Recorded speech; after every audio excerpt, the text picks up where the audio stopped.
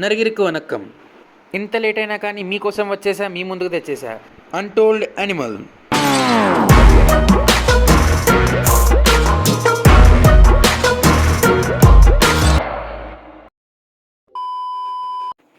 ఈ మహాభారతం ముగ్గురు అన్నదమ్ములతో మొదలైంది.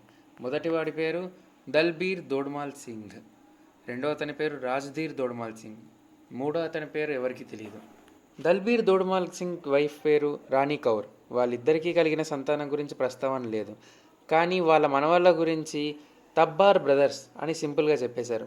వాళ్ళల్లో ఉన్నది జిత్తా, సన్నీ, సంగ్రామ్, గురు, పాలి, రోయల్, మంజూద్, విక్రమ్ ఎక్సెట్రా. రాజ్ధీర్ దోడ్మాల్ సింగ్ రెండవ వాడు.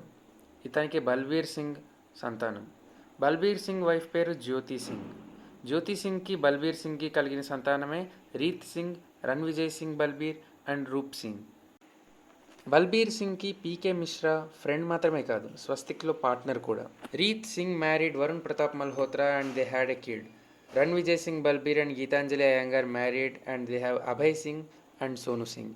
రూప్ Singh is married to Gaurav. Balbir Singh అంటే రణ్విజయ్ సింగ్కి ఎంత పిచ్చో, రాజ్ధీర్ సింగ్ అంటే బల్బీర్ సింగ్కి కూడా అంతే పిచ్చి. అందుకే తన సంతానమైన ముగ్గురికి రా అనే అక్షరంతో మొదలయ్యే పేర్లే పెట్టాడు. రీత్ సింగ్, రణ్విజయ్ సింగ్, రూప్ సింగ్. శ్రీపద్ బాలాజీ అయ్యంగార్ అండ్ మోతికా ఎస్ అయ్యంగార్, వీళ్ళిద్దరి పిల్లలే Kartik Iyengar and Geetanjali Iyengar. Kartik and Ranvijay Singh Balbir are friends. Geetanjali is half of Ranvijay Singh Balbir. ఇక చివరి వాడి గురించి మనకు తెలిసింది ఏమీ లేదు. భార్య పేరు తెలియదు, కొడుకు పేరు తెలియదు, కానీ కొడుకు మతం మార్చుకొని 2-3 పెళ్ళిళ్ళు చేసుకున్నాడని తెలిసింది. ఆ కొడుకు యొక్క సంతానం అబ్రార్ హక్, అబీద్ ఉల్ హక్, అజ్రార్ హక్ అండ్ అజీజ్ హక్. అబ్రార్ హక్కి 3 పెళ్ళిళ్ళు అయ్యాయి.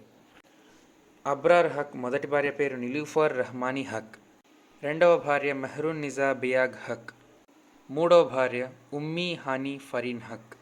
మూడో భార్య కడుపుతో ఉండగా అబ్రార్ హక్ చనిపోతాడు. ఆఫ్టర్ అబ్రార్ హక్, ఉమ్మీ హానీ Farheen Haq marries Aziz Haq. Aziz హక్కి already Zoya రియాజ్తో relation ఉంది. జోయా రియాజ్ ఎలాంటి పర్సనల్ మోటివ్స్ లేవు, ఎలాంటి బ్లడ్ రిలేషన్ కూడా లేదు. అజీజ్ హక్ని ప్రేమించిన ఒకే ఒక కారణం మీద తన లైఫ్ని రిస్క్లో పెట్టింది.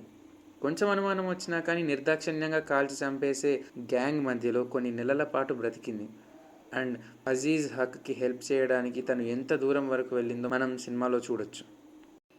ఈ ఫ్యామిలీ ట్రీకి సంబంధించిన పీడిఎఫ్ నేను మీకు డిస్క్రిప్షన్లో ఇస్తాను. ఒకసారి మీరే చూసి జూమ్ చేసి గమనించండి, మీకు ఇంకా బాగా అర్థమవుతుంది. నెక్స్ట్ వచ్చే వీడియోలో first few minutes of animal సినిమాని మనం డిస్కస్ చేస్తూ కలుద్దాం. Good bye.